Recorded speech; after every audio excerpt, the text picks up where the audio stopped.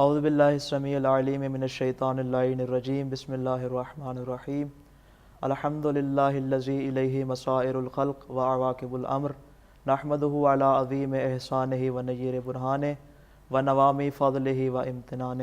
اما بعد، نہایت ممنون و مشکور ہوں میں برادر حیدر علی ترابی صاحب آپ کا اور ہادی ٹی وی چینل کا کہ جس نے مجھے موقع دیا کہ میں اس عظیم موضوع پر آ کر یہاں لب کشائی کر سکوں اور چند معروضات آپ کی خدمت میں پیش کر سکوں. کاروان شہادت منزل سعادت پر فائز ہونے کے بعد یہ کاروان حریت سید سجاد علیہ الصلوۃ والسلام کی سربراہی میں شام کی جانب بڑھا. تو اب حسین کے بعد سید سجاد کے پاس دو رستے موجود تھے کہ جن میں سے امام نے ایک کو اختیار کرنا تھا.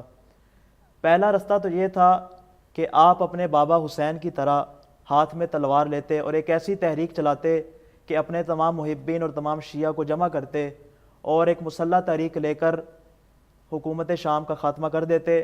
لیکن اس کا نتیجہ کیا نکلتا؟ نتیجہ یہ اس آگ کی طرح ہوتا کہ جس کے شعلے کو ایک دم بجھا دیا جاتا اور جو مقصد حسین تھا وہ لوگوں تک نہ پہنچ پاتا. اس لیے کہ امام سجاد علیہ السلام پر دو طرح کی ذمہ داری تھی. ایک تو وہ مقصد حسین تھا جس کو آئندہ نسلوں تک پہنچانا تھا، اور دوسرا وہ امامت کے وہ تمام فرائض جو ہر امام کے ہوتے ہیں اس کو دوسروں تک پہنچانا تھا. تو اب جو دوسرا رستہ امام کے پاس تھا وہ یہ تھا کہ اس وقت کے شیعوں کے اور تمام اپنے محبین کے جذبات کو کنٹرول رکھتے اور امام ایک ایسی تحریک چلاتے جو قیامت تک جاری رہتی.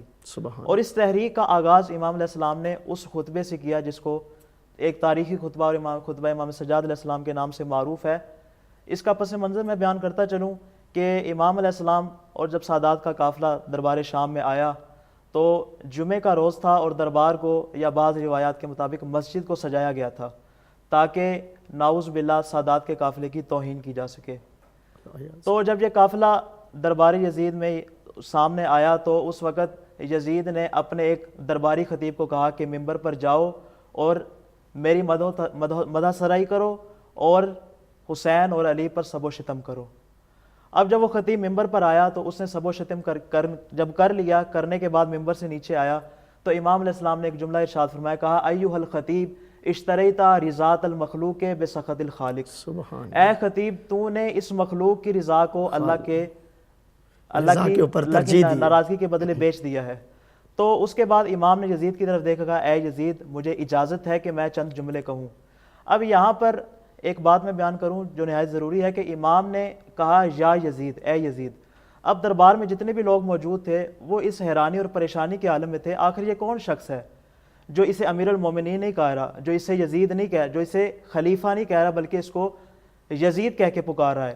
تو یہاں سے امام نے اپنے خطبے کے لیے زمینہ فراہم کیا اور وہاں پر پھر جب یزید کے بیٹے نے اور دربار میں جتنے لوگ موجود تھے ان کے اصرار پر امام ممبر پر آئے اور ممبر پر آ کر امام نے خطبے کا آغاز کیا اور کہا ایھا الناس اوتینا ستہ وفضلنا بسبع. اے لوگو ہمیں 6 چیزیں عطا کی گئی اور 7 چیزوں کے ذریعے فضیلت دی گئی. اور ایک جملہ جو امام نے بعد میں ارشاد فرمایا یہ وہ جملے تھے کہ جس کی وجہ سے دربار میں کوہرام برپا ہو گیا. اب یزید جو اس غرور میں تھا کہ مجھے فتح نصیب ہوئی ہے، میں کامیاب ہو چکا ہوں اور یہ سادات کا جو قافلہ میرے سامنے نعوذ باللہ یہ شکست کھا چکا ہے. تو یزید اپنی اس غرور کو جو اس لیے لے کر تخت کے اوپر بیٹھا ہوا تھا وہ سارا خاک میں مل گیا.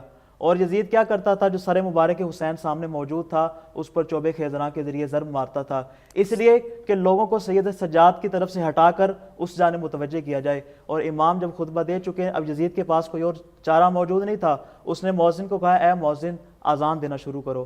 اذان دینا شروع کی، اللہ اکبر اس نے کہا. امام نے کہا سوائے خدا کے بزرگی کسی کے لائق نہیں. جب اس نے کہا اشہد ان لا الہ الا اللہ تو امام نے کہا کہ لا الہ الا اللہ کلمہ اللہ کے سوا کوئی معبود نہیں.